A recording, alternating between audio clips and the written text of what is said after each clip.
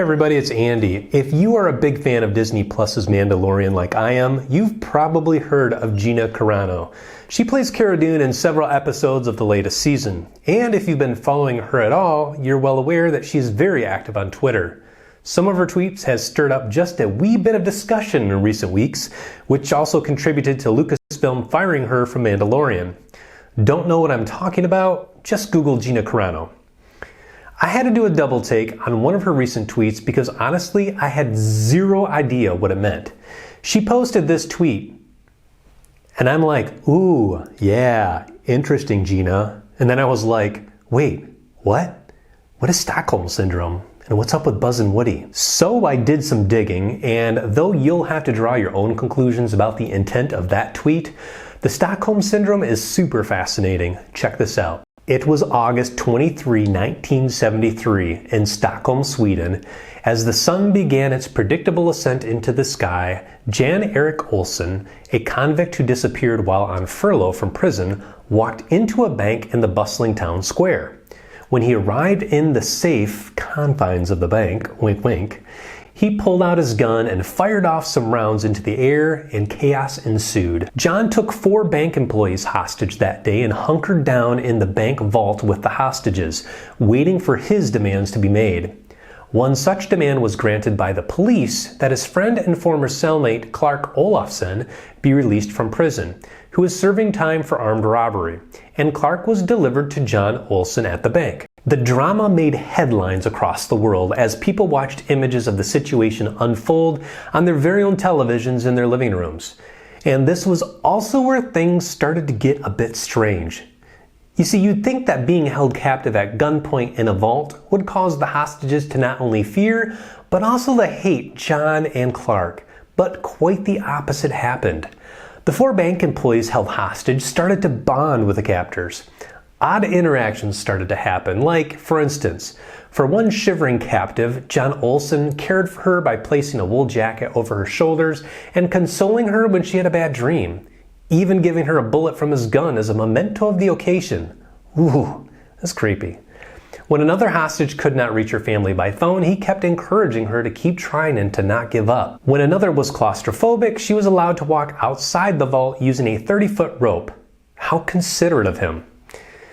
A year later, this hostage was reported as telling the New Yorker, "I remember thinking he was very kind to allow me to leave the vault."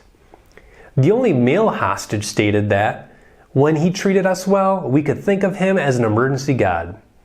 By the second day of the 6-day standoff, hostages and captors were operating on a first-name basis. The hostages had bonded with John and Clark. And it even gets a little bit weirder. When the police commissioner was allowed inside the bank to inspect the well-being of the hostages even appeared hostile towards him, while seemingly very comfortable around John and Clark. One hostage even pleaded to accompany the captors in the getaway car, stating, "I fully trust Clark and the robber. I am not desperate. They haven't done a thing to us. On the contrary, they've been very nice. But you know, Olaf, what I am scared of is that the police will attack us and cause us to die."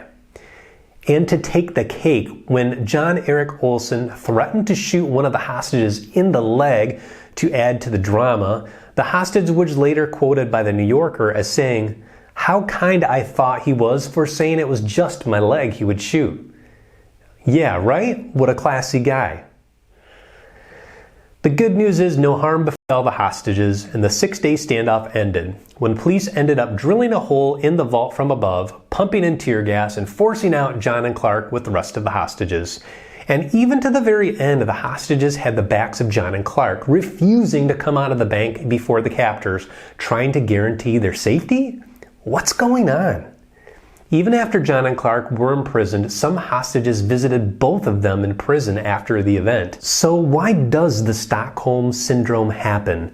About 8% of hostages experience this phenomenon.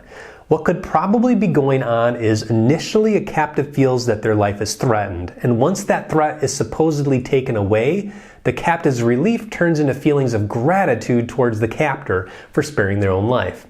This bond can happen quite quickly because of the hostage's instinct for survival, a type of defense mechanism.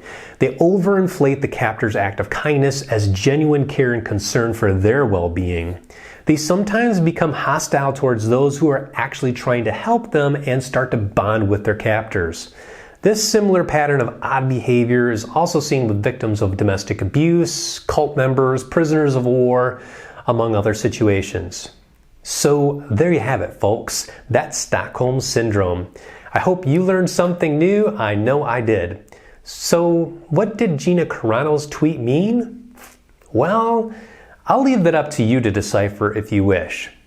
With that said, I'll catch you next time, and thanks for watching.